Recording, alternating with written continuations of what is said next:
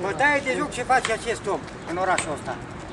Acei bani care au investit în ouăle astea puteau fi folosite în scopuri caritabile, la copii din case de copii, la cămii de bătrâni. Ce face omul ăsta inadmisibil. Omul ăsta ar trebui judecat pe pietonal de toți bistrițenii. Nu poate tolera așa ceva. Pe data de 10 iulie îi dăm nota cu vârf îndezat.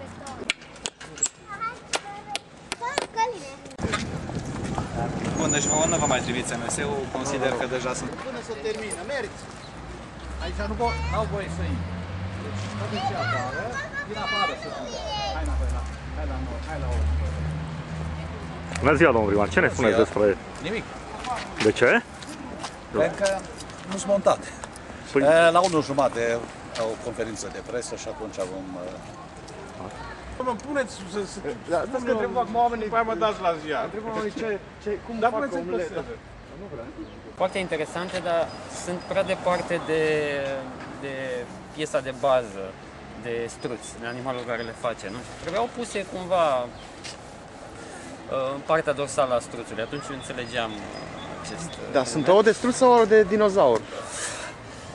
Ele par de dinozaur, oricum nu rivalizează cu cel de la Suceava, care este în cartea recordurilor, dar se apropie, aici sunt mai multe, acolo este unul singur, aici sunt mai multe. Când el face, că pot fi și de crocodil. Un ou de ăsta, dar nu vrea să se ne spună, trebuia să pună un panou cu prețul fiecărui ou. În schimb, Ca la piață să pună.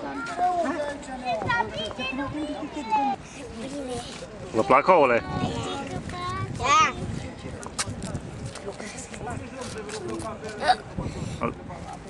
Care vă place mai mult? Eu pe albastru. Eu pe roșu. Eu pe albastru.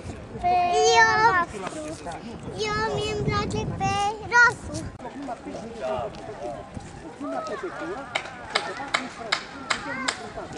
Eu mă duc!